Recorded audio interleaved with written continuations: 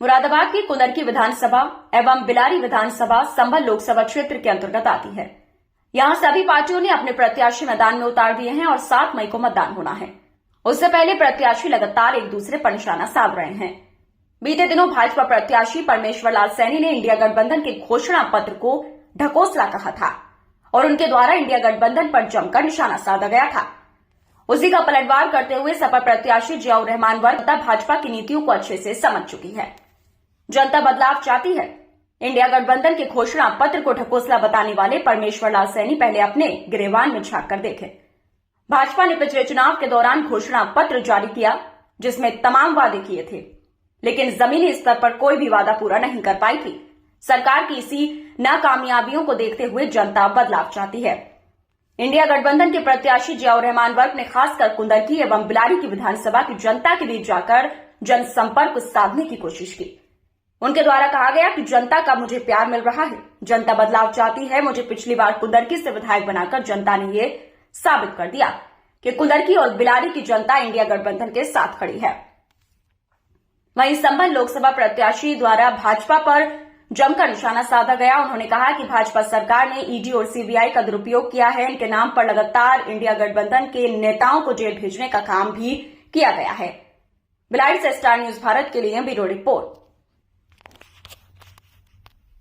पे जो आएंगे, जो खास तौर से आम जनता का मुद्दा है, जो महंगाई इस टाइम चरम पर है और भ्रष्टाचार लगातार बढ़ता जा रहा है और प्रदेश और देश के अंदर जिस तरह से बेरोज़गारी बढ़ी है, नौजवानों को रोज़गार मिलने की जगह बेरोज़गारी के कगार पर भेज दिया गया है और उसके साथ साथ जो नफ़रत इस प्रदेश और देश में फैलाई जा रही है, उसी इन सारे मुद्दों को लेकर के हम चुनाव मैदान में हैं और हमारी पूरी कोशिश यही है कि बीजेपी को इस देश से की केंद्र की सरकार से हटाना और सिर्फ हटाना अपने लिए नहीं या पार्टी के लिए नहीं, ख़ास तौर से आम जनता के लिए हटा करके इंडिया गठबंधन की सरकार बनाना, जिससे कि देश की जनता का भी भला हो सके और देश का विकास भी हो सके। जैसे कि पूर्व से आपके मैं सबसे पहले इस चीज़ की खुशी मिल है मुझे इस बात की कि मैं जिस क्षेत्र में भी जाता हूँ, यकीनन मुझे दादा मोहतरम बख्श साहब के जो पुराने हमदर्द हैं, जो बुज़ुर्ग हैं, उन लोगों की मुझे सरपरस्ती मिल रही है और नौजवानों का एक अटैचमेंट मुझसे ज़्यादा हो रहा है, क्योंकि मैं भी नौजवान हूँ। नौजवान तबके को इस चीज़ की खुशी है कि पहले उन्होंने प्रयास कर करके, नौजवान तो वो तबका है जिन्होंने कि इस प्रदेश और देश में सरकार बनाने का अपना रोल अदा किया है। इस बार वो मुझे विधानसभा में पहुँचाने का काम किया था कुंदरकी विधानसभा से, इंशाल्लाह। और जितने मेहनत और कोशिश और लगन नौजवानों के अंदर देखने को मिल रही है, मुझे उम्मीद है कि इस बार संभल लोकसभा क्षेत्र से इतिहास बनाने का काम करेंगे। संपर्क में आपको जनता का प्यार मिल गया किस जगह? मुझे देखिए वही है, मैंने जैसे बताया कि मुझे अपने दादा मोहतरम के साथ के जो बुज़ुर्ग हैं, जो उनके साथ में राजनीति में रहे हैं, या तो उन लोगों की सरपरस्ती मिल रही है, उन लोगों का प्यार मिल रहा है और ख़ास तौर से नौजवानों की जो है मुझे साथ मिल रहा है और बड़े दिल और जज्बात के साथ में चुनाव लड़ा रहे हैं। जनसंपर्क के दौरान मुझे सभी धर्म बिरादरी के लोगों का मुझे समर्थन मिल रहा है। मुझे इसलिए इस बात को मैं इंशाल्लाह भरोसे यकीन से कह सकता हूँ, इस बार ये लोकसभा सीट एक इतिहास रचेगी।